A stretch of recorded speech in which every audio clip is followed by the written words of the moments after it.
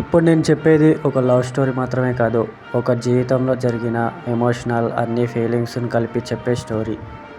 ఎందుకో తెలుసా, మన జీవితంలో మనకు ఇచ్చే కొన్ని అనుభవాలు మనల్ని మాటలు లేకుండా చేస్తాయి.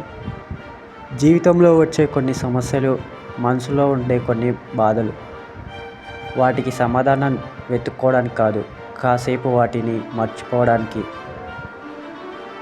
వచ్చి ఇలా కూర్చుంటాం. కొన్ని ప్రేమలు పెళ్ళి వరకు వెళ్తాయి, కొన్ని ప్రేమలు మధ్యలోనే అయిపోతాయి. కానీ కొన్ని ప్రేమలకు ముగింపు ఉండదు, ఎదురు చూపే వాటి ముగింపు.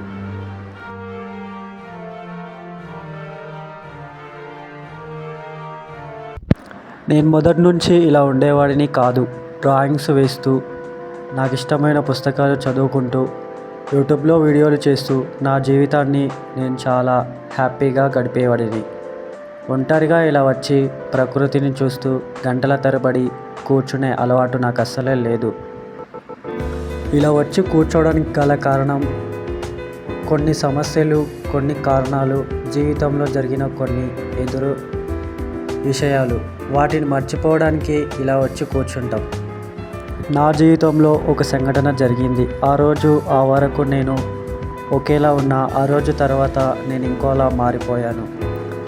జీవితంలో కొన్ని పరిచయాలు మనమే వెతికిచ్చేసుకునేవి కావు. అవి అనుకోకుండా వస్తాయి, కానీ అవి అనుకోకుండా మళ్ళీ వెళ్ళిపోతాయి. అవి వెళ్ళిపోయిన తర్వాత వాటి జ్ఞాపకాలను మాత్రం మనల్ని వదిలి వెళ్ళిపోవు.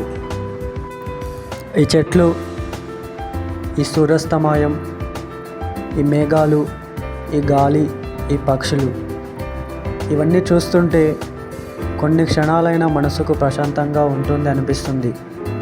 కొంతసేపు మనకు ప్రశాంతంగా ఇస్తాయి అనిపిస్తుంది. కానీ కొన్ని సమస్యలు, కొన్ని బాధలు గుర్తొచ్చిన ప్రతిసారి మళ్ళీ నేను ఇక్కడికే వచ్చి కూర్చుంటాను. కొన్ని జ్ఞాపకాలు మర్చిపోలేనివి. మనం ఎంత ప్రయత్నించినా మర్చిపోలేము. కానీ ఆమె గుర్తొచ్చిన ప్రతిసారి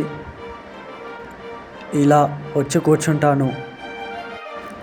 ఇప్పటికీ ఆమెను మర్చిపోలేకపోతున్నాను. ఆమె ఎవరు, మా పరిచయం ఎలా మొదలైంది, అది తర్వాతి ఎపిసోడ్లో చెప్తాను.